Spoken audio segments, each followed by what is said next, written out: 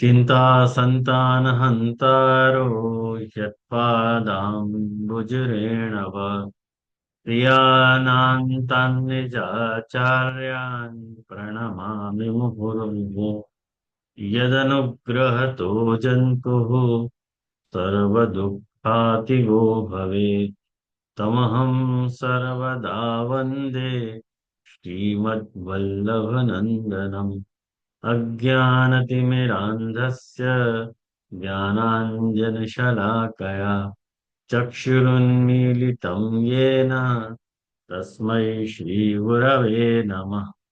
नमामि हृदये शेषे लीलाक्षीराब्धिशायनम् लक्ष्मीसहस्रलीलाभिः सेव्यमानं कलानिधिम् चतुर्भिश्च चतुर्भिश्च चतुर्भिश्च त्रिभिस्तथा षड्भिर्विराजते योऽसौ पञ्चधा हृदये मम। आचार्यवाच प्रणमामि भाष्य निबंध सुबोधिनी स्थाय च राष्ट्रयास्ता मस्वांतागत्य कृपा प्रदास्ता मदीय वाचाम रचयन्तु लंकृतिम्। બધા જ વૈષ્ણવનો આજના સત્રમાં સ્વાગત કરું છું અને આજના સત્રમાં આપણે જે ત્રીજો શ્લોક મહાપ્રભુજી અહીંયા બતાવેલો છે કે અનુકૂલે કલત્રાદો વિષ્ણુ કાર્યાણી કારયે બધાના એટલે પેજ નંબર 508 ઉપર પુષ્ટિ વિધાનમના પુસ્તક છે ને સાથે કે નથી? બધાની પાસે છે પુસ્તક? છે જજી. ઓકે, જયશ્રીબેન પાસે હા, છે? બધાની પાસે છે ને? તો પુસ્તક ખોલ. મારી પાસે નથી જે નથી? ના જે મારું સુરત રહી ગયું છે જે ઓહો, વાંધો નહીં. તો બાકી બધા પુસ્તક ખોલીને બેસજો. હો, એમને એમ નહીં બેસવાનું, પુસ્તક ખોલીને જ બેસવાનું. આ ડિસિપ્લિન. તો આ જે અનુકૂલે કલત્રાદો વિષ્ણુ કાર્યાણી કાર્ય આ જે મહાપ્રભુજી આજ્ઞા કરી રહ્યા છે કે આપણે એનો અર્થ તો લાસ્ટ ક્લાસમાં આપણે જોઈ લીધો કે પત્ની પુત્ર વગેરે બધા અનુકૂળ હોય તો તમારે એમની પાસે સેવા કરાવડાવવી જોઈએ, અને જો ઉદાસીન હોય તો તમારે પોતે કરવી જોઈએ, અને કાં પ્રતિકૂળ હોય તો તમારે એમની સેવા કરો, એટલે ઘરનો ત્યાગ કરો કાં તો કુટુંબનો ત્યાગ કરો, અરે સેવાનો ત્યાગ કરો. મહાપ્રભુજીનો જે ઓપ્શન છે એકદમ ક્લિયર કટ ઓપ્શન છે, એમાં કોઈ બે મત નથી. પણ અહીંયા અહીંયા ટીકામાં જો પેજ નંબર 509 ઉપર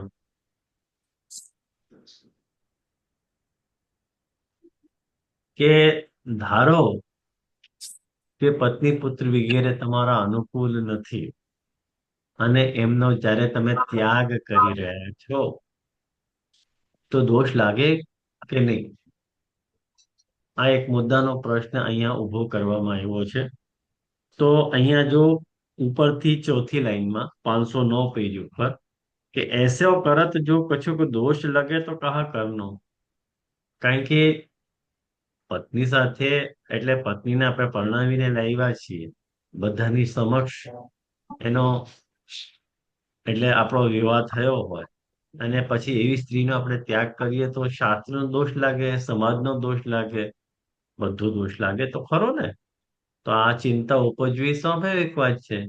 તો એનો ખુલાસો મહાપ્રભુજી આપી રહ્યા છે, तहाँ आज्ञा करत हैं जो प्रभु ने बहिर्मुख जीवन को परित्याग करने में काहू प्रकार को शास्त्रीय अपराध होत नहीं. એટલે જે ભગવદ બહિર્મુખ હોય કે કોઈ પણ વ્યક્તિ હોય એનો ત્યાગ કરવામાં વાંધો નથી આવતો, એટલે શાસ્ત્રીય અપરાધ નથી.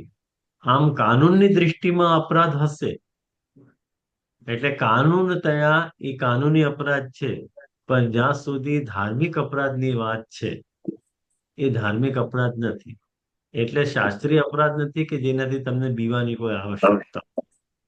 આપણે આ વાર્તામાં નહીં, સંતદાસ ચોપડાની વાર્તામાં આ વાતનો ખુલાસો મહાપ્રભુજીએ કર્યો છે. અહીંયા તો મહાપ્રભુજીએ બીજી દૃષ્ટિથી આ વાત કરેલી છે, પણ તમે સંતદાસ ચોપડાની વાર્તા લખી કાઢો 84 વૈષ્ણવમાંથી.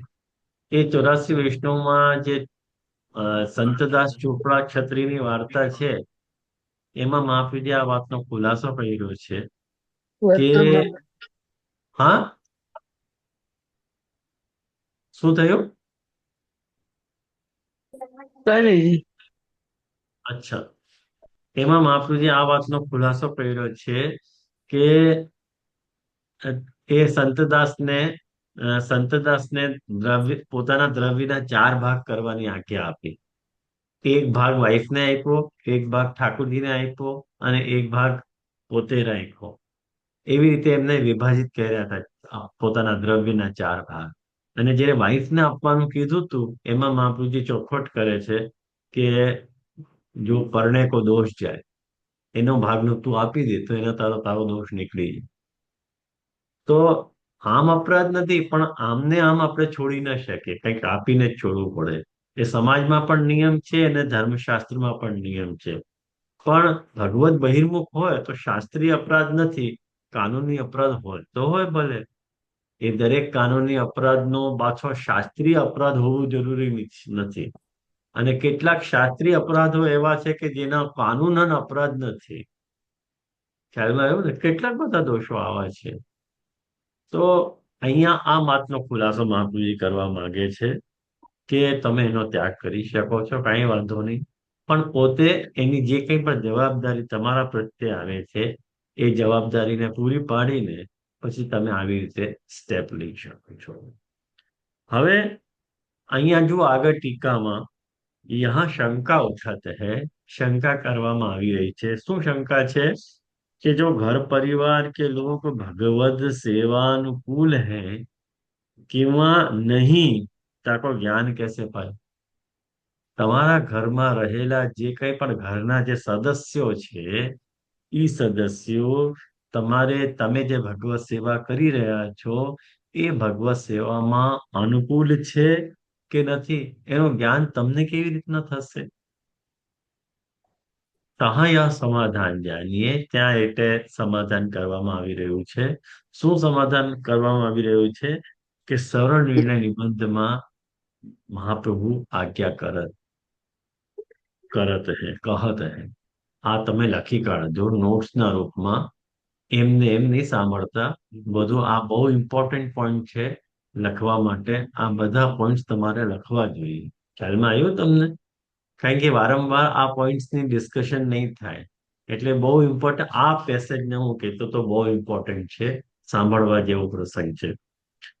આપણે દરેક વૈષ્ણવો, પુષ્ટિ માર્ગનો દરેક વૈષ્ણવ, દરેક અનુયાયી આ વાતને જાણે છે કે બ્રહ્મ સંબંધ લીધા પછી ભગવત સેવા કરવી કેટલી આવશ્યક છે. અને મહાપ્રભુજી તો અહીંયા સુધી જઈને આજ્ઞા કરે છે કે હું તો બ્રહ્મ સંબંધ નાહી દેત હું તો સેવા નાહી નિભેગી. મહાપ્રભુજીના આવા વચનોથી આપણને ખબર પડે છે કે મહાપ્રભુજી સેવાના કેવા જબરદસ્ત આગ્રહી હતા. કે મહાપ્રભુજી આમ આજ્ઞા કરતા હતા કે જો જીવનો ભગવત સેવા કરવું કેટલું જરૂરી છે, જો એને બ્રહ્મસંબંધ લીધું હોય તો બ્રહ્મસંબંધની આજ્ઞા એટલે બ્રહ્મસંબંધ તો એને સેવા તો એને કરવી જ જોઈએ. જે એવા આગ્રહી મહાપ્રભુજી છે કે જે ભગવત સેવાનો આગ્રહ પ્રદર્શિત કરે છે, એ જ મહાપ્રભુજી આવી પણ આજ્ઞા કરે છે કે સેવાનો ત્યાગ કરવો જોઈએ. સમજો હો વાતને. આ બંને વાત છે. જે મહાપ્રભુજીના સિદ્ધાંતની જે કંઈ પણ બ્યુટી છે, મહાપ્રભુજીના સિદ્ધાંતનું જે કંઈ પણ સૌંદર્ય છે, એ સૌંદર્ય એમાં રહેલું છે કે મહાપ્રભુજી કોઈ એક વાતને એક સિરાથી ઉપાડે છે અને બીજા સિરાથી એ વાતને છોડી દે છે, અને બીજા સિરાથી બીજી વાતને ઉપાડીને સમજાવવાનો પ્રયાસ કરે છે.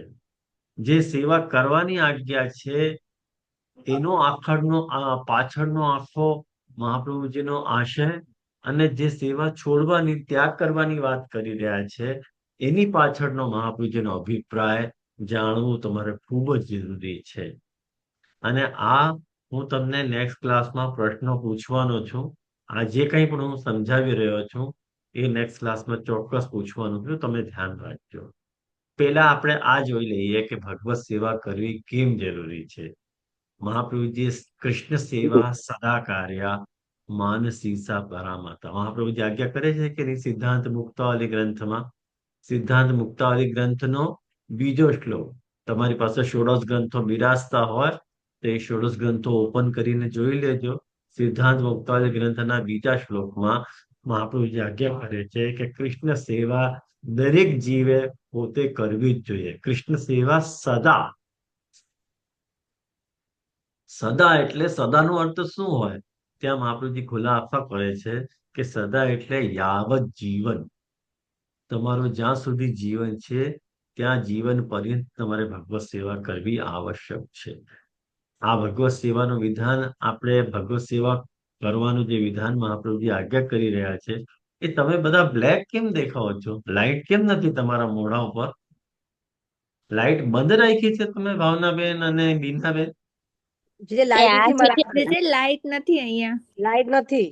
અચ્છા, અચ્છા. લાઈટ નથી. અચ્છા. ઓ, તો વાત અલગ છે. काश तो दिखे तो मालूम पड़े ना कितना.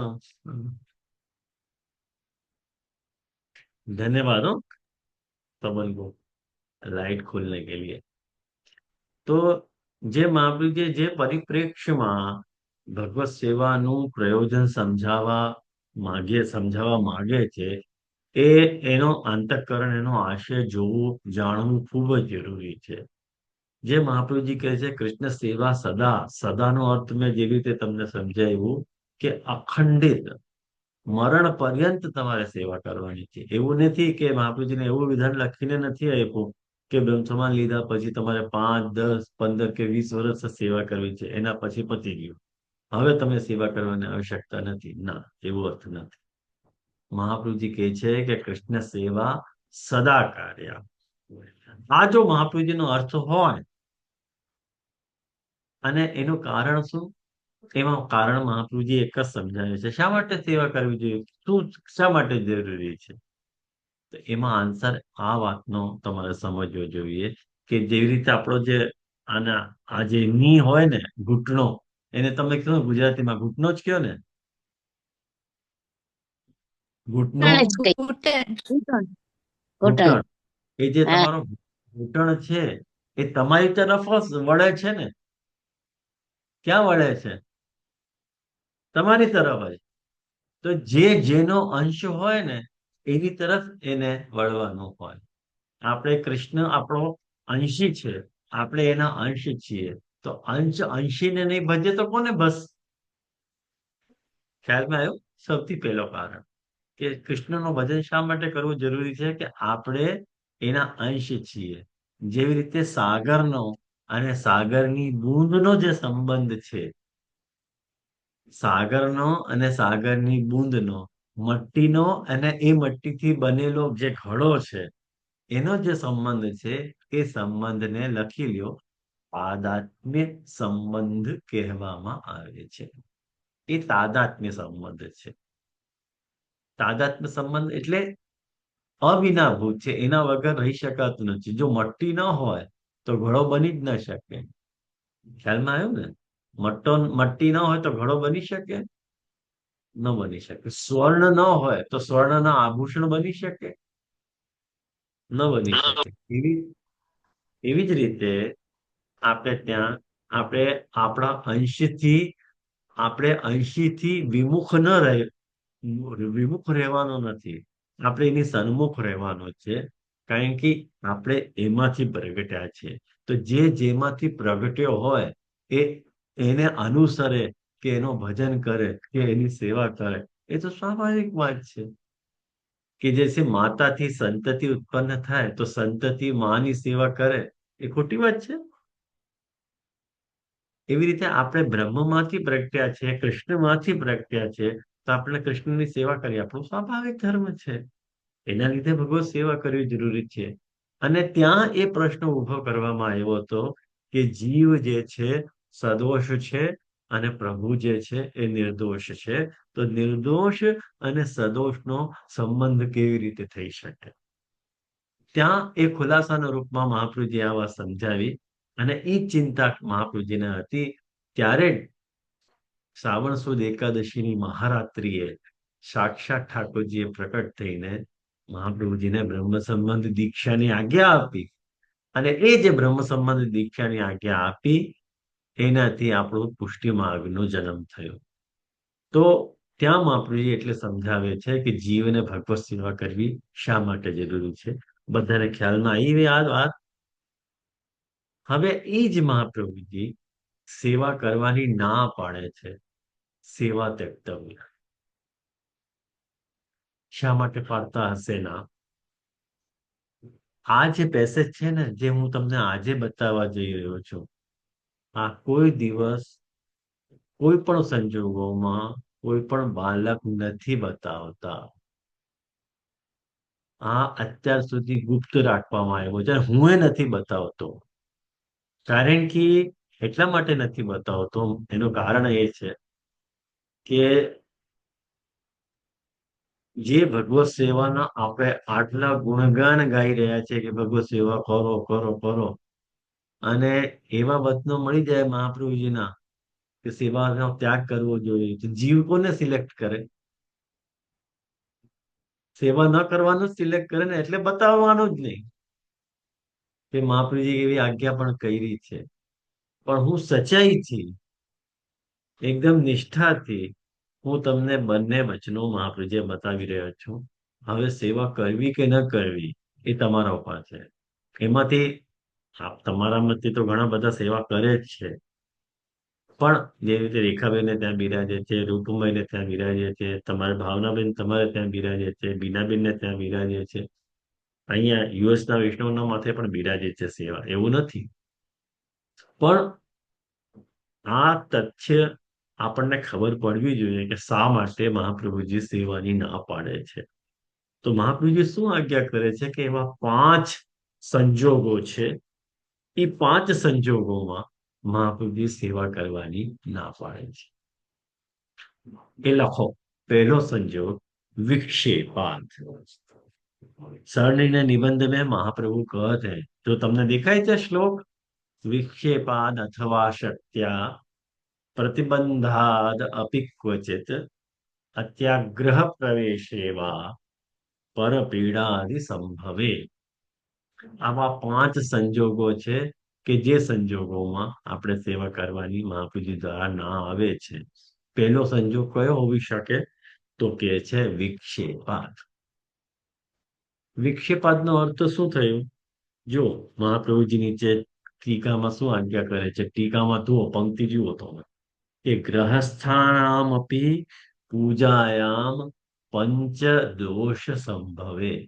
જે ગ્રહસ્થ લોકો છે, ઘર ગ્રહસ્થીને અનુસરી રહ્યા છે, એ લોકોના માટે પણ પૂજાયામ એટલે પૂજામાં, એટલે સેવામાં પંચદોષ સંભવે, 5 દોષ સંભવ છે. એ 5 દોષોને ગણાવી રહ્યા છે વિક્ષેપાદિથી. પહેલું દોષ કયું છે? વિક્ષેપ. વિક્ષેપ એટલે ડિસ્ટર્બન્સ, ઉપાધિ. એટલે સ્વતઃ પ્રવૃત્તિ રહિતાની ઇન્દ્રિયાણી બલાદ ભગવતી યોજ્યમાનાની વિક્ષેપ જનયંતી. મહાપ્રભુજી શું આજ્ઞા કરે છે કે આ જે આપણી ઇન્દ્રિયો છે, આપણામાં જે કંઈ પણ જ્ઞાનેન્દ્રિયો કર્મેન્દ્રિયો રહી છે, 5 કર્મેન્દ્રિય, 5 જ્ઞાનેન્દ્રિય અને 1 મન, આપણી કેટલી ઇન્દ્રિયો છે? 11. આ જે આપણી 11 ઇન્દ્રિયો છે એ સ્વતઃ પ્રવૃત્તિ રહિતાની, આ ઇન્દ્રિયોને, જે આંખને જે વિષય ગમતું હોય, કાનને જે વિષય ગમતું હોય, નાકને જે વિષય ગમતું હોય, વાણીને, તમારી જીહ્વાને જે વિષય ગમતું હોય, તમને બોલવાનું જે ફાવતું હોય, તમને કરવાનું જે ફાવતું હોય, તમને જવાનું જ્યાં ફાવતું હોય, તો ત્યાં તમારી જે પ્રવૃત્તિ છે એ સ્વાભાવિક છે, બરોબર ને? પણ હાજી. એવી કોઈ પ્રવૃત્તિ, હા બોલો, નહીં કાંઈ. એવી કોઈ પ્રવૃત્તિ એવી કોઈ પ્રવૃત્તિ કે જ્યાં તમારી રુચિ નથી અને તમે જબરદસ્તીથી તમારી ઇન્દ્રિયને ત્યાં યોજિત કરી રહ્યા છો. દાખલા તરીકે દાખલા તરીકે તમને તમને અ, જેવી રીતે કોઈને સાંભળવું એટલે પ્રવચન સાંભળવું ગમતું ન હોય અને જબરદસ્તીથી બેસાડી દેવામાં આવે તો શું થાય?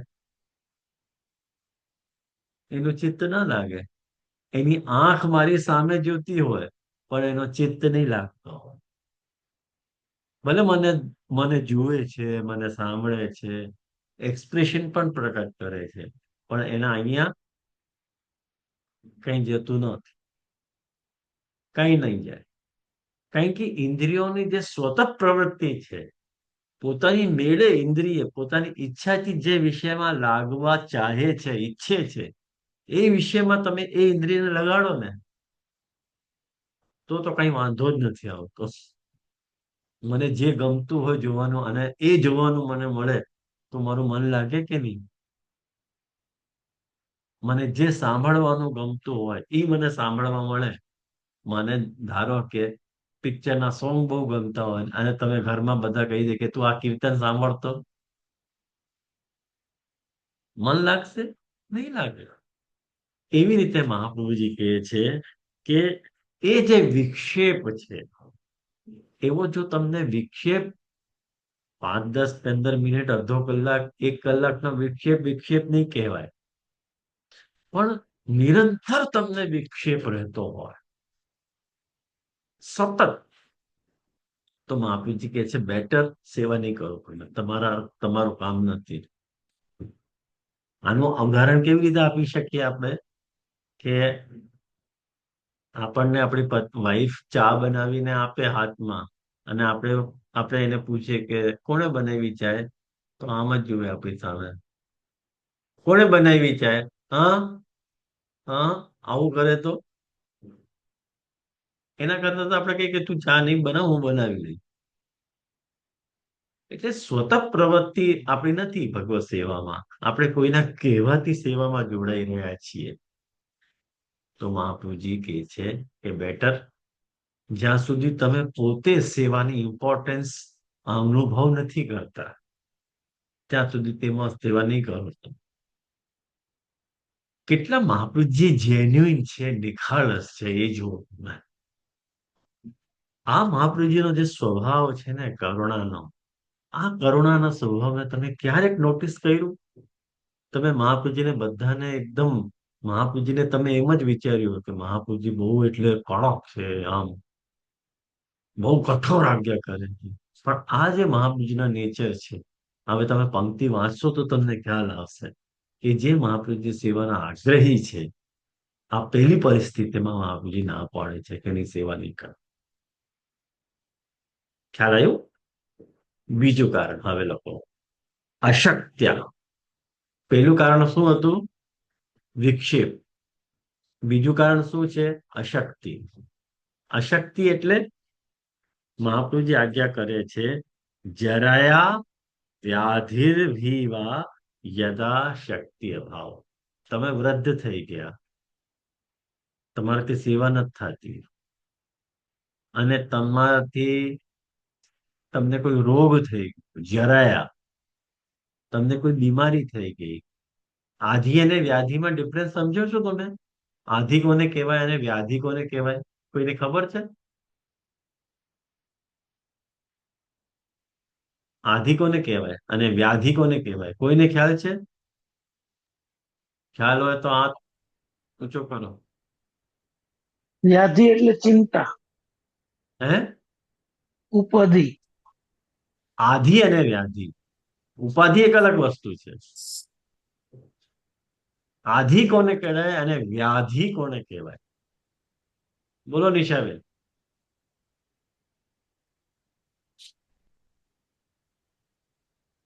આધિ એટલે કે આવી પડેલી, ને વ્યાધિ એટલે કે આપણે આપણે ઊભી કરેલી. હું એવું સમજુ છું. હા, નીલાબેન?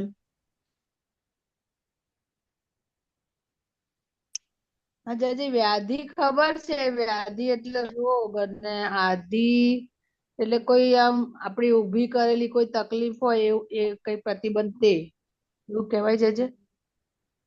એ પ્રતિબંધ તો ઉપાધિ છે, જે રૂપમભાઈએ કહ્યું. ચલો કઈ વાંધો નહીં, આપણે ટાઈમ વેસ્ટ નહીં કરીએ.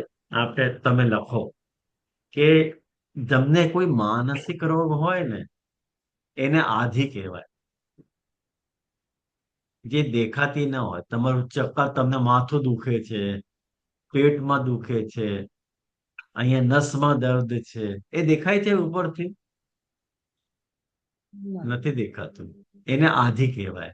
જે કઈ પણ માનસિક રોગો છે અને જે કઈ પણ શારીરિક રોગો છે, જે તમે તમારી ખુલ્લી આંખે જોઈ શકો, જેવી રીતે કોઈને તાવ આવી રહ્યો છે, ઉધરસ છે, ખાંસી છે, આ ખાંસી જે છે વ્યાધિ નથી, આધિ નથી, વ્યાધિ છે. તમને ફોડલો થઈ ગયો હાથમાં કે પગમાં, આ બધી વ્યાધિ કહેવાય. તો આ મેઇન ડિફરન્સ છે કે જે માનસિક છે એ આધિ છે અને જે શારીરિક છે એ વ્યાધિ છે. તો તમને કોઈના કોઈ પ્રકારની તમારને વ્યાધિ થઈ ગઈ. વ્યાધિ એટલે કોઈ રોગ થઈ ગયો તમને, અને જે રોગના કારણે તમે અશક્ત થઈ ગયા. નોટ એટલે તમારાથી સેવા કરી શકાતી જ નથી. મહાપ્રભુજી કહે છે કે વાંધો નહીં, સેવા મૂકી દે. હવે એનું શું કરવું જોઈએ એ પછી આપણે વિચારીશું. બરોબર? એ પછી હું તમને કહી, આપેલા પોઈન્ટ્સ તમે લખી કાઢો. બરોબર છે? ત્રીજો પોઈન્ટ, આમાં અશક્ત્યા પ્રતિબંધાદપી ક્વચિત. ત્રીજો પોઈન્ટ મહાપ્રભુજી લખાવે છે કે પ્રતિબંધ. પ્રતિબંધ એટલે મનાઈ.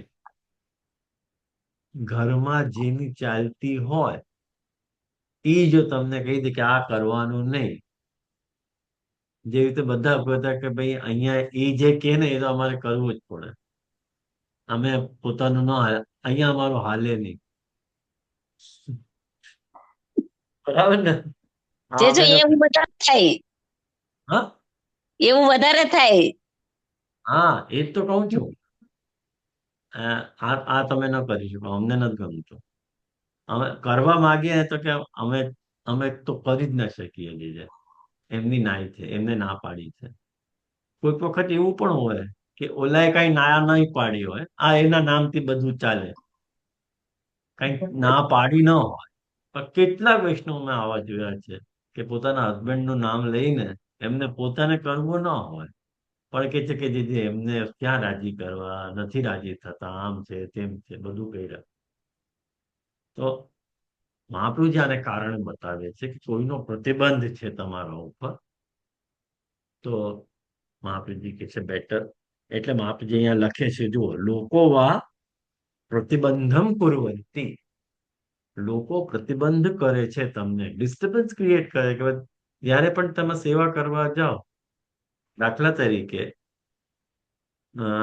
તરીકે તમે સેવા કરવાની તમે બ્રહ્મસમાન લઈ લીધો અને સેવા કરવાનું સ્ટાર્ટ કર્યું, પણ તમારા ઘરના લોકો તમને કોઈ સપોર્ટ ના કરે, તમને કોઈ વસ્તુ લાવી ના આપે, તમને કોઈ પ્લેસ ના આપે સેવા કરવા માટે, તો આ બધી પ્રોબ્લેમ થાય. એના કરતા મહાપ્રભુજી કહે છે કે બેટર છે સેવા નહીં કરતા. ચોથું કારણ, અત્યાગ્રહ, અતિ આગ્રહ. આપણે ત્યાં અતિ આગ્રહનો શું અર્થ લેવો, એમાં મહાપ્રભુજી આપણને સમજાવે છે કે સ્વસ્ય આ પરમ આગ્રહ ઉત્પદ્યંતે તે યેન તમસી પ્રવિષ્ટો ભગવંતમ ન સ્મરતી. એટલે આપણે આગ્રહ શેનો રાખવો જોઈએ? ભગવત સેવાનો. ભગવત સેવાના સાધનોનો આગ્રહ ન રાખવો જોઈએ. આપણે આગ્રહ જો રાખવો હોય તો આગ્રહ બે વસ્તુનો હોઈ શકે કે મારી પાસે પર્યાપ્ત સાધન હોય સેવા કરવાના તો હું સેવા કરી શકું ને. તો કોઈ લોકોને શું થઈ જાય, સાધનનો આગ્રહ થઈ જાય અને સ્વરૂપનો આગ્રહ શિથિલ થઈ જાય, કે જે અમારી પાસે જારી બંટા ખંડ પાઠ ચોકી વગેરે જે બધું કઈ નથી, અમને કોઈની અનુકૂળતા નથી, બધા અમારા પ્રતિકૂળ છે, અમે જે કેવી રીતે સેવા કરીએ. તો બાળક આમ તમને આજ્ઞા આપી દે, કઈ વાંધો નહીં, એવું થાય ને. તો તમને વસ્તુનો આગ્રહ થાય. આજની તારીખમાં જેવી રીતે બાળકો, અમુક ઘરના બાળકો આજ્ઞા કરે છે કે તમારે કુવાના જલથી જ ઠાકોરજીની સેવા કરે, અને તમને એટલા બીવડાવી નાખે સેવા કરવાના નામથી કે તમે સેવા કરવાનું થોડ ભૂલી જાઓ કે તમે મારે સેવા કરવી જ નથી, પલ પલમાં અપરાધ થાય છે એવું બીવડાવી દે. તો આવી પરિસ્થિતિઓ હોય ને તો મહાપ્રભુજી કહે છે કે અત્યાગ્રહ પ્રવેશા, તો સેવાના કુવામાં જ પધરાવી દો. પછી જો તમને કુવાના જલનો આગ્રહ હોય તો સેવાને કુવામાં પધરાવો અને કુવાના જલની સેવા કરો. પછી તમારા માટે કુવાનો જલ વધારે ઇમ્પોર્ટન્ટ લાગે છે. તો તમને વસ્તુનો આગ્રહ છે, સ્વરૂપનો આગ્રહ નથી. જ્યારે મહાપ્રભુજીએ શ્રીનાથજીને પ્રથમવાર પાઠ બેસાડ્યા, એ અક્ષર તૃતીયાનો દિવસ હતો. જ્યારે મહાપ્રભુજી શ્રીનાથજીને પાઠ બેસાડ્યા, એ અક્ષર તૃતીયાના દિવસે મહાપ્રભુજી કેવલ એક પાટલો પધરાવી દીધો હતો અને એમાં શ્રીજીને બિરાજમાન કરી દીધા, બીજું કઈ નહીં. એ તો પછીથી બધી જાહો જલાલી થઈ અને બધા સાધનો સંપન્ન થયા, પણ પેલા મહાપ્રભુજી પાસે કઈ નહોતું. સેવા કરવી ઇમ્પોર્ટન્ટ છે, સાધન જુટાવવા એટલું ઇમ્પોર્ટન્ટ નથી.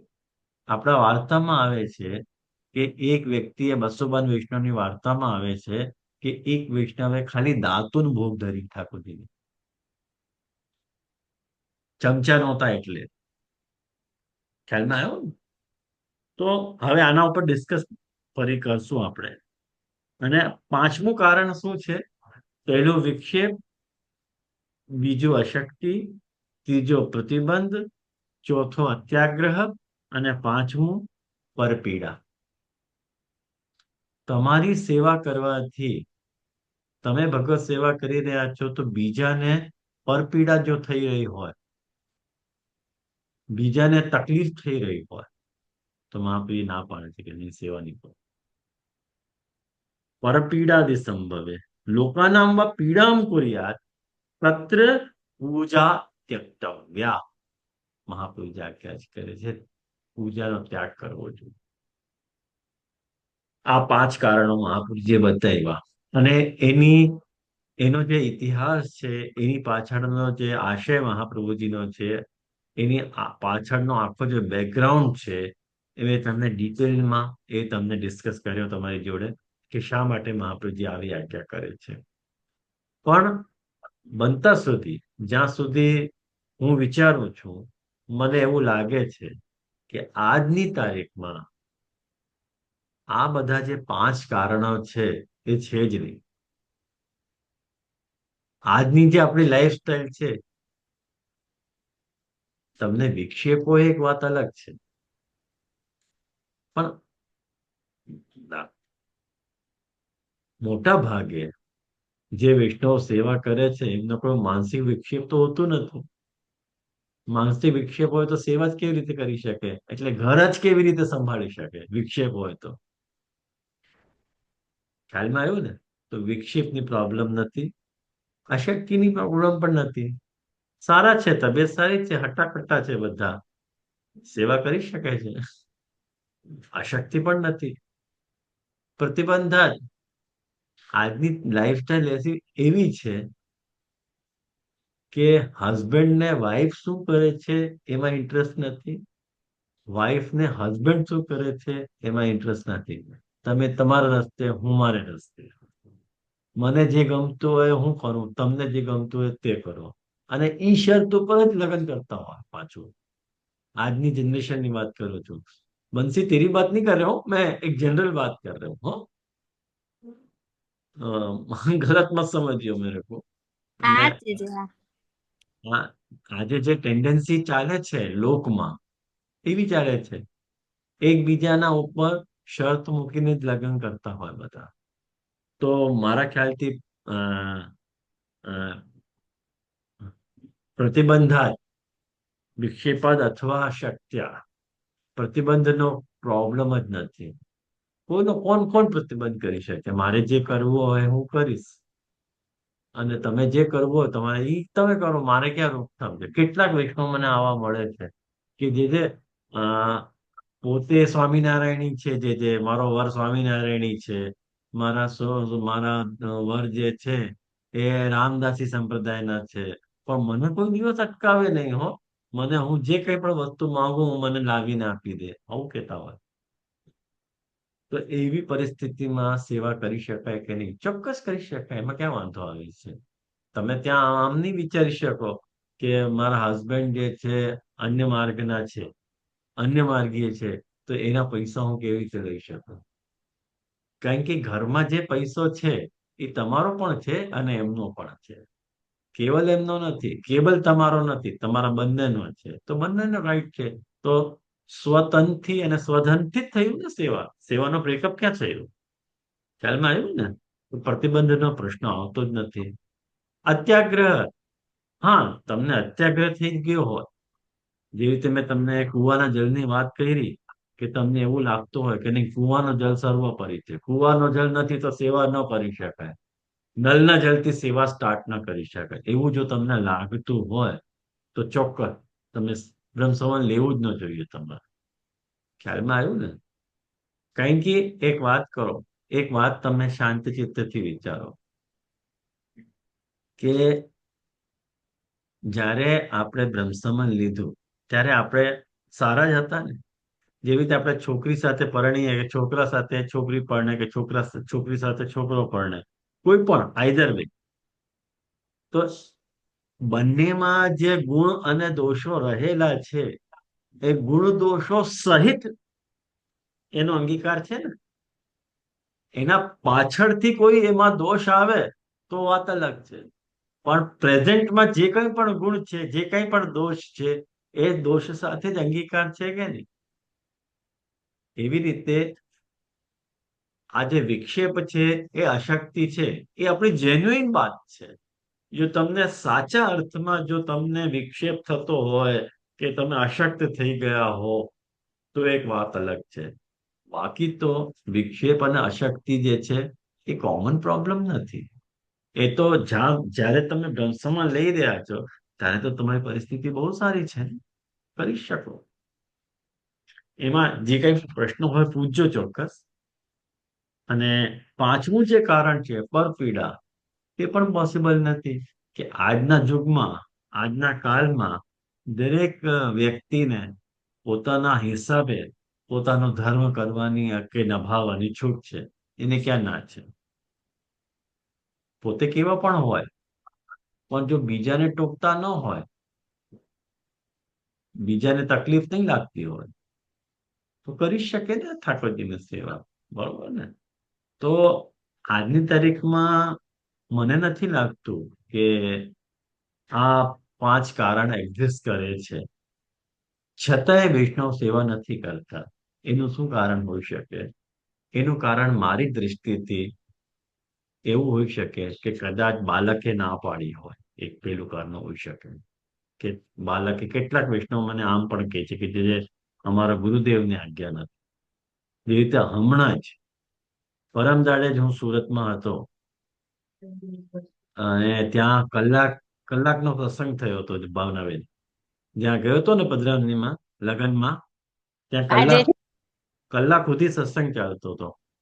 એ બધાને મેં સમજાવી આ વાત કે તમે, મેં એક બહુ મજાનો પ્રશ્ન બધાથી પૂછ્યો. મેં બધાને પૂછ્યું કે તમે બધા મને વિચાર કરીને જવાબ આપો કે મહાપુરુષજીના સિદ્ધાંત બે પ્રકારના હોઈ શકે. કે તમારા માટે એક અને અમારા માટે એક, એવું હોઈ શકે? તો બધાય ના પાડે, ના ના ના, જે આવું તો બને જ નહીં હો, આવું તો પોસિબલ નથી. કેમ કે મહાપ્રભુજી એવી આજ્ઞા કરી શકે? કિતાબમાં એક વાત લખે, પુસ્તકમાં એક વાત લખે અને મુખારવિંદથી કઈ બીજી વાત આજ્ઞા કરે? ના, એવું તો મહાપ્રભુજી માટે બને જ નહીં. જે મીન કે સિદ્ધાંત એક જ છે ને, જે તમારા માટે છે એ અમારા માટે છે, કે અમારા માટે છે તમારા માટે છે? એમાં કોઈ મહાપ્રભુજીએ ભેદ કર્યો છે કે? ના ના ના, જે મહાપ્રભુજીનો તો એક જ સિદ્ધાંત. તો મેં કીધું આ વાતે તમે મુક્ત કંઠે કબૂલ કરી. હવે હું તમને એક પ્રશ્ન પૂછું છું કે આ જો સિદ્ધાંત હોય કે દરેક વ્યક્તિ ભગવત સેવા કરવી જોઈએ પોતાના તન અને ધનથી, તો તમે કેમ બીજાને પૈસા આપો છો સેવા કરવા માટે? બસ, ત્યારે તો એમનો ચૂપ થઈ મોઢો ગયા. જોવા જેવો હતો. એને શું જવાબ આપું? કારણ કે પોતે જ પોતાના વચનમાં ફસાઈ ગયા ને, પોતે જ ફસાઈ ગયા. મેં થોડી ફસાવ્યા, પોતે કબૂલ કર્યો પક્ષ કે ના ના એવું ન હોય. કે પછી મેં કીધું કેમ નથી કરતા? એમને મને ખુલાસો કર્યો છે કે જે અમારા ગુરુદેવે અમને ના પાડી છે. હવે ગુરુદેવ કોણ છે એ વાતમાં જવા દો, હવે કોનું નામ લઈએ? તમે બધા જાણો છો કોણ બાળકો એવા આવી આજ્ઞા આપી શકે. પણ ટૂંકમાં એક વાત સ્પષ્ટ રીતે સમજવાનો પ્રયાસ કરો કે જ્યારે જીવનો બ્રહ્મ સંબંધ થાય છે, જ્યારે જીવ શરણ આવે છે, જીવ હાથમાં તુલસી લઈને ઠાકોરજીના ચરણારવિંદમાં બ્રહ્મસંબંધ મંત્ર બોલીને જે તુલસી સમર્પિત કરે છે, કઈ સોગંદ ખાય છે?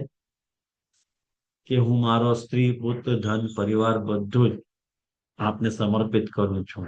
મારું જે કંઈ પણ છે એ મારું પણ છે અને તમારું પણ છે. હું સમર્પિત કરું છું, પોતાની જાતને કરું છું, મારા પરિવારને સમર્પિત કરું છું. બધું તમે કહી રહ્યા છો પોતાના મુખે. જો તમે આવું કહેતા હો તો એ પ્રોમિસ પછી ક્યાં જતી રહે છે? જો સેવા નથી કરતા તો એ અપરાધ છે કે નહીં? હવે તમે આજ્ઞા લેવાની શું આવશ્યકતા છે?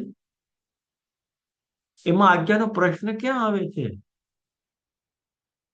ગુરુદેવ તમને બ્રહ્મસમન બોલતા અટકાવે છે કે નહીં? આ નહીં બોલતા એવું અટકાવે છે? નથી અટકાતા, બોલો જ છો તમે. અને ઠાકોરજી તો ઉલટાની તમારી વાટ જોઈ રહ્યા છે કે આ જે બ્રહ્મસમનમાં મને તુલસી હાથમાં લઈને મારી સન્મુખ જે કંઈ પણ વચનો બોલ્યો છે, વચનો એને બોલ્યા છે, એ વચનને પૂરો કેમ નથી કરતો? એ તો ઠાકોરજી વાટ જોવે છે. તો પછી તમને એવું લાગતું હશે કે તો પછી આજ્ઞા લેવાની રીત ક્યાંથી આવી? સેવા કરતી ગુરુ આજ્ઞા. કારણ કે નવરત્ન ગ્રંથમાં મહાપ્રભુજી આજ્ઞા કરી છે કે સેવા ગુરુની આજ્ઞાથી કરવી. પણ એક વાત શાંત ચિત્તથી સમજો અને લખી લો હંમેશાના માટે, સેવા ગુરુની આજ્ઞાથી કરવાની રીત શા માટે આપણા માર્ગમાં એસ્ટાબ્લિશ થઈ? કે પોતે પોતાની રીતે, પોતાના મન અનુસાર, પોતાને ફાવે તેમ અને પોતાની કલ્પનાની અનુસરીને સેવા કરવાનું સ્ટાર્ટ ન કરી દે. એટલા માટે ગુરુની આજ્ઞાનો પ્રાવધાન રાખવામાં આવ્યું હતું કે કોઈ પણ ગુરુ જે વલ્લભ કુલનો હશે એ કમથી કમ મહાપ્રભુજીની આજ્ઞા તો વિરોધ નહીં કરે, એવી સદ આશાથી આ નિયમ રાખવામાં આવ્યું હતું. પણ આજની તારીખમાં જો બાળકો જ આ સિદ્ધાંતને ઉખેરી દેતા હોય, ફેંકી દેતા હોય ઉખાડીને, તો પછી બીજાનો તો પ્રશ્ન ક્યાં આવે છે? કમથી કમ આપણા માર્ગમાં મહાપ્રભુજીના જે વંશજો છે એમનાથી એવી આશા નો, એવું કરશે. એટલા માટે સેવાની રીત આખ્યા. કારણ કે ઘણા વૈષ્ણવો શું કરે છે, એક વૈષ્ણવ અહીંયા મુંબઈમાં ગાંધીવલીમાં ઠાકોરજીને પોતાની બેડરૂમમાં પોતાના બેડ ઉપર પોઢાડે છે. હવે તમે જુઓ,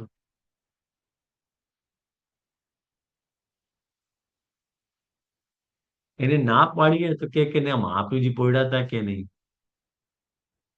નવનીત પ્રિયાજીને લઈને. હવે કેવી રીતે સમજાવું? નવનીત પ્રિયાજી પોયડા હતા, નવનીત પ્રિયાજીની આજ્ઞાથી મહાપ્રભુજી પોયડા હતા. મહાપ્રભુજીએ તો ના પાડી હતી. અને છતાંય મોટાઓ જે કરતા હોય ને એ કરવાનું ન હોય, જે કહેતા હોય એ કરવાનું હોય, કરતા હોય એ કરવાનું ન હોય. આ વાત સમજમાં આવે છે બધાને? આપણે શું હા કરીએ, મોટાઓ જે કરે છે એ આપણે પણ કરવા માંડીએ. ના ના, એમને કહ્યું શું? મોટાઓ એટલે કૃષ્ણે તો આ નાનકડી ઉંગળી ઉપર ગોવર્ધન ઉપાડ્યો હતો, આપણે પડી શકીએ? આપણે સ્કૂટર નહીં ઉપડે આપણાથી, ગોવર્ધન પર્વતની વાત તો જવા દો. તો મોટાઓનું અનુકરણ કેવી રીતે કરો એના પણ માં બુદ્ધિ જોઈએ. મોટાએ કહ્યું છે આપણે પણ કરવા દો, આપણે પણ કરી દો. આવી રીતે નિર્ણય ના થાય. ખ્યાલ આવ્યું તમને? તો એ સેવા કીર્તિત ગુરુ આજ્ઞાનો જે કઈ પ્રાવધાન રાખવામાં આવ્યું હતું એ માર્ગના સિદ્ધાંતના સંરક્ષણના હેતુથી મૂકવામાં આવ્યું હતું કે માર્ગના સિદ્ધાંતનું સંરક્ષણ થાય, ગુરુ સંરક્ષણ કરશે. એટલે ગુરુની આજ્ઞાથી સેવા કરવી જોઈએ. અને સેવા જો આવશ્યક હોય ત્યારે જ તો બ્રહ્મસંબંધ લેવું જોઈએ ને. આ તો સિદ્ધાંત તો કોઈ બાદ આવતો નથી કોઈ દિવસ પણ. ખ્યાલમાં આવ્યું ને? તો મને નથી લાગતું આજની તારીખ કે આ 5 જે કારણો મહાપ્રભુજીએ લખાવ્યા છે એ આજની તારીખમાં જીવને પ્રતિબંધક રૂપ હોઈ શકે. કારણ કે આજે આપણે એવી લાઈફસ્ટાઈલ જીવી રહ્યા છીએ કે જે લાઈફસ્ટાઈલમાં દરેક વ્યક્તિનો સ્વતંત્ર અધિકાર છે. એ સ્વતંત્ર રીતે જીવે છે, એને કોઈની પડી નથી. અને બીજી એક વાત કહું, વાર્તાઓમાં તો આવા દાખલાઓ પણ મળે છે. જેવી રીતે ગોપાલદાસ બાંસવાડાની વાર્તા છે, તમે એ વાર્તા વાંચો, ગોપાલદાસ 84 વૈષ્ણવની વાર્તામાં એ ગોપાલદાસ બાંસવાડા મહાપ્રભુજીના સેવક થઈને આવ્યા. મેં તમને ગઈ વખતે પણ કહ્યું હતું ને આ વાત, યાદ છે તમને? તો પોતાના પિતાથી એમને વિરોધ નોંધાવ્યો કે મને તમારી ભેગું નથી રહેવું, મને મારું રૂમ તમે ન્યારું કરી આપો. પુત્રમાં આટલી હિંમત છે ધર્મને અનુસરવા માટે. આપણામાં એવી હિંમત નથી, આપણામાં એવો પુરુષાર્થ નથી કે આપણા ધર્મને ટકાવવા માટે કે સિદ્ધાંતનું પાલન કરવા માટે આપણે પરિવારને પુષ્ટિમાર્ગના રંગમાં રંગી શકીએ. એ લાયકાત તમારામાં હોવી જોઈએ કે આપણે એવી રીતે સિદ્ધાંતનું પાલન કરીએ કે આપણા ઘરના બધા જ સદસ્યો સિદ્ધાંતનું પાલન પોતાની મેળે કરવા માંડે. આપણને શીખાડવાની જરૂર ન હોય. એવી રીતે આપણે, અને એમાં તમને કોઈ કનડગત ઊભી થતી હોય, કોઈ મુશ્કેલી તમને આવતી હોય, કોઈ પ્રોબ્લેમ થતી હોય, તો તમારે એના પાસે, તમારા ગુરુ પાસે જવું જોઈએ કે જે મને આ તકલીફ થાય છે તો આને કેવી રીતે હેન્ડલ કરું. ગુરુ નહીં બતાવે સમાધાન. જો તમારા ગુરુ ન બતાવતા હોય તો એવા પણ બાળકો બિરાજ છે ને જે સેવાના આગ્રહી છે, એમની પાસે જઈને પણ આપણે સમાધાન મેળવી શકીએ. કેમ ન મળી શકે? અને હું તો એક વાત જાણું છું, આજે હું એક રહસ્યની વાત તમારી બધાની સાથે શેર કરું છું. આ ધ્યાન રાખજો. આ વાત તમારા બધાના, જે કોઈ પણ ગુરુદેવ, જે કોઈ પણ ગુરુદેવ XYZ સિદ્ધાંતનું પાલન કરતા હોય કે ન કરતા, પણ તમે તમારા ગુરુદેવ પાસે એમના ચરણારવિંદ પકડીને હઠ કરશો ને કે જે મારે સેવા કરવી જ છે, આપ આજ્ઞા આપો ને આપો, તો ના પાડવાના? કોઈ બાળક ના નહીં પાડે, કોઈ બાળક ના નહીં પાડે. અમારા બાળકોમાં એવું સ્વભાવ છે,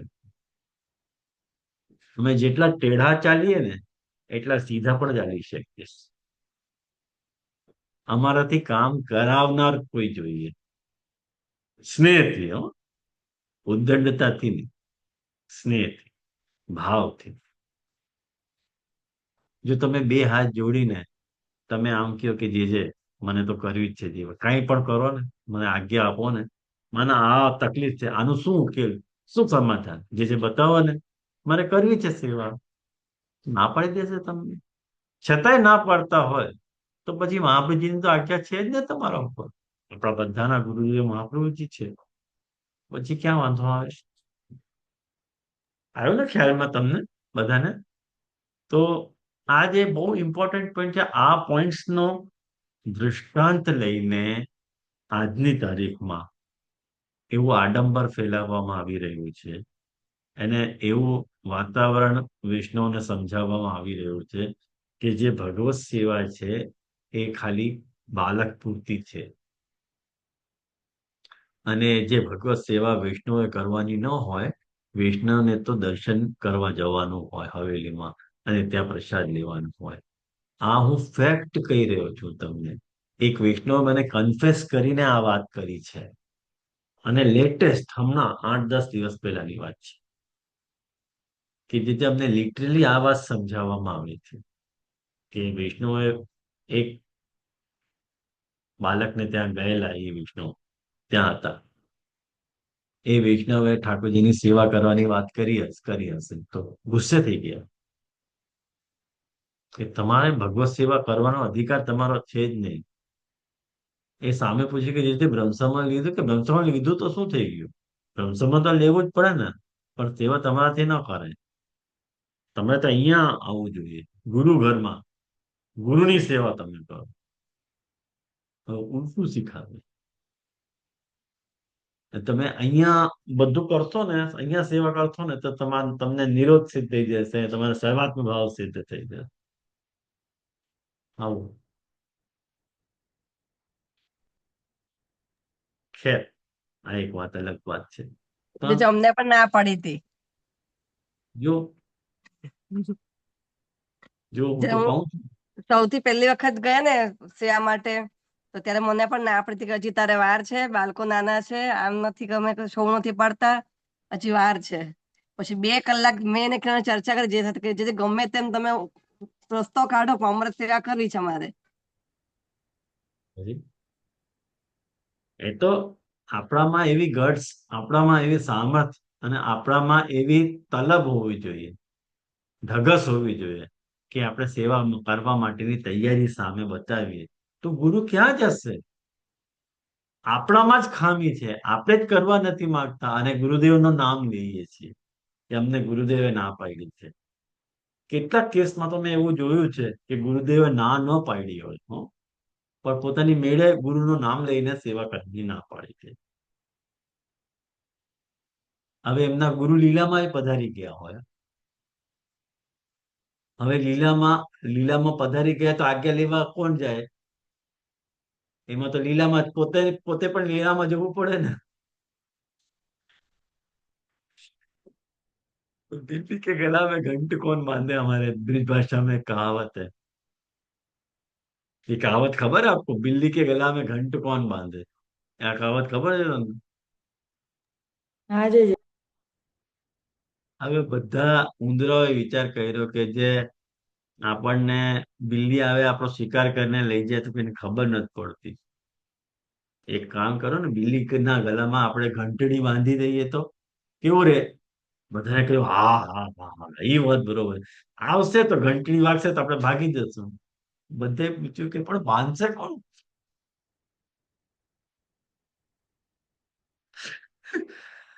એવી વાત છે બધી. તો મારા ખ્યાલથી તમને બધી વસ્તુ ધ્યાનમાં આવી હશે. તો આગળનો પેરેગ્રાફ આપણે વાંચીએ કે ઇન વિક્ષેપ, અશક્તિ, प्रतिबंध, अत्याग्रह, अरूप पर पीड़ा, अरूप 5 दोषण की व्याख्या ग्रंथ तेजी देख लेવી.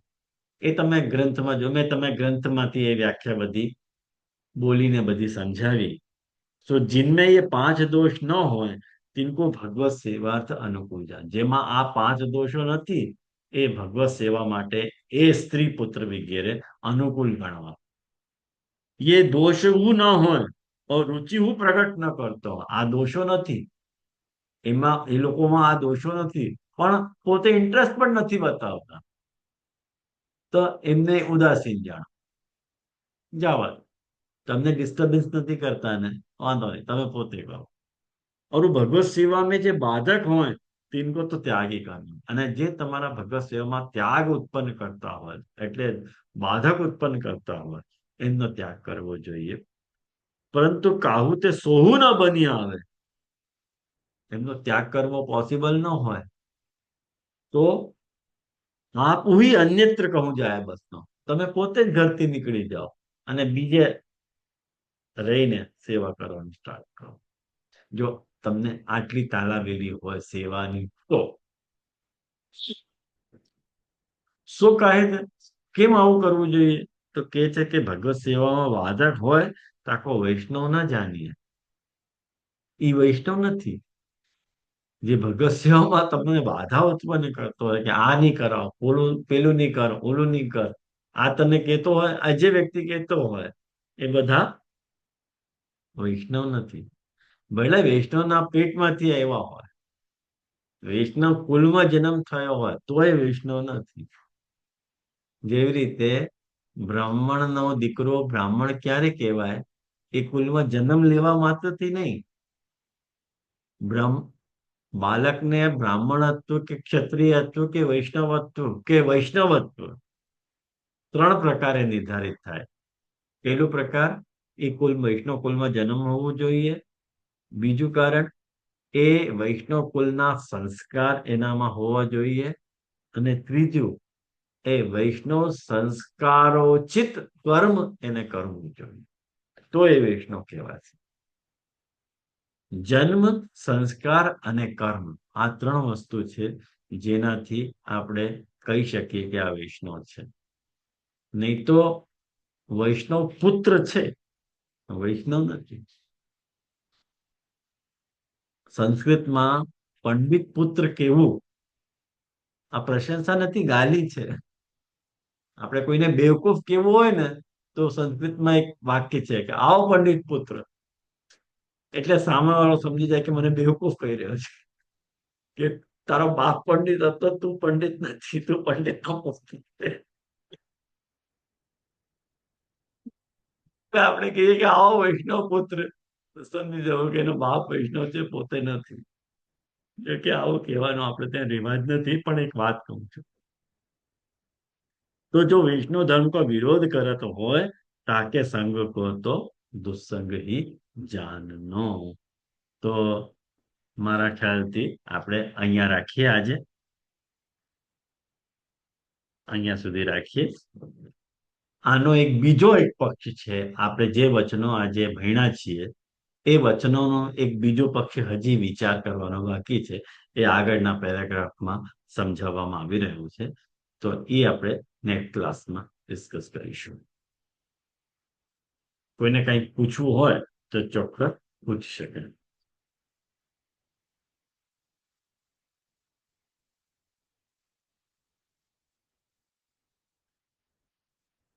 આપણા ક્લાસના બધા જ ઓડિયો અને વિડીયોઝ ની લિંક જે છે આપણા કામરેજ ગ્રુપમાં મેં ડિસ્ક્રિપ્શનમાં આપેલા છે, એટલે અબાઉટમાં મેં આપેલી છે. જેને જોવું હોય ત્યાંથી જોઈ શકે. અને મારી વેબસાઇટ પણ છે, એમાંથી જઈને ખાલી ઓડિયો સાંભળવા હોય તો ઓડિયો પણ સાંભળી શકાય છે. તો એની લિંક પણ મેં ત્યાં આપેલી જ છે, ત્યાં જઈને સાંભળી શકાશે. બરોબર? તો આજનું અહીંયા રાખીએ કે કંઈ પૂછવાનું છે કોઈને?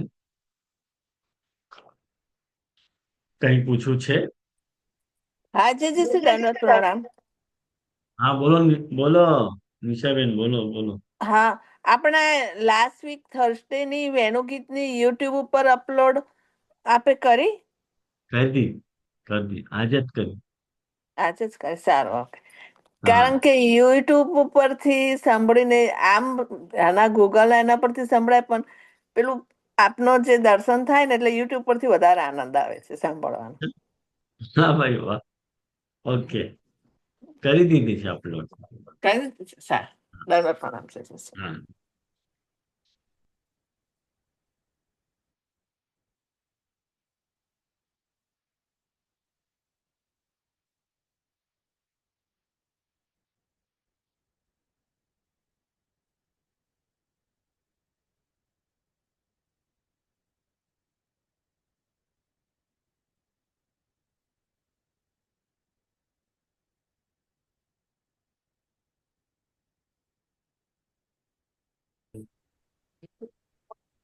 थोड़े दिन की प्रीत। देखो આ પદમાં શું સમજાવી રહ્યા છે, પેલા પદનું અર્થ સમજી લ્યો। કરી ગયે થોડે દિનકી પ્રીતિ, તો ઠાકોરજી થોડા દિવસની પ્રીતિ કરીને પધારી ગયા। કહા વ પ્રીત કહા ય બિચરન, એ જે પ્રીત હતી અને હવે તમે અમે મૂકીને વયા ગયા છો, અને મધુવનમાં તમે કેવી કેવી લીલાઓ કરતા હતા, એ બધું શું થયું, ક્યાં ગયા તમે, બધું બહુ યાદ આવે છે એ કે છે। અને આગળ કહે છે કે અબ કી બેર મિલો મનમોહન, બહોત ભઈ વિપરીત। આ વખતે તો તમારે મળવું જ પડશે, તમે બહુ વિપરીત કરી છે અત્યાર સુધી તો, એ બહુ ખોટું કર્યો છે। અમે કેવી રીતે અમારા પ્રાણ ટકાવીને રાખ્યા છે એ તમને ખબર નથી, કે કેસે પ્રાણ રહત દર્શન બિન, માનો ગયે જુગ બીત। અમને એવું લાગે છે કે યુગો બીતી ગયા। કૃપા કરહુ ગિરધર હમ ઉપર, પ્રેમ રહ્યો તન જીત। અને અમારા ઉપર હે ગિરધર કૃપા કરો, આ અમારો પ્રેમ જે છે એ સર્વોપરી થઈને પ્રેમ કમ્પેલ કરે છે કે તમારા માટે તમારી રાહ જુએ છે। એટલે સુરદાસ પ્રભુ તુમ્હારે મિલન ભઈ, બિન ભઈ ભૂસ પર કી ભીતિ। આ નથી સમજાતો આ શું સુરદાસજી કહેવા માંગે છે, કઈ પ્રિન્ટિંગ મિસ્ટેક પણ લાગે છે મને, વાંધો નહીં, એ જે કઈ પણ અર્થ કહેવા માંગતો હોય, અત્યારે એ સ્પષ્ટ તો નથી, અસ્પષ્ટ છે, વાંધો નહીં। તો આપણે આ પદ કરીએ। થોડે દિન કી પ્રીતિ कर गए, थोड़े दिन की प्रीति, कहाँ वह प्रीत कहाँ यह बिछुरन, कहाँ मधुबन की रीत कर गए, थोड़े दिन की प्रीत, अब की बेर मिलो मनमोहन, बहुत भई विपरीत, कैसे प्राण रहत दर्शन बिना, बिन मानो गए जुग बीत, कर गए थोड़े दिन की प्रीत, कृपा करहु गिरधर हम ऊपर, प्रेम रहो तन जीत। सूरदास प्रभु तुम्हारे मिलन बिन, भई भूस पर की भीति, थोड़े दिन की प्रीति, थोड़े दिन की प्रीति।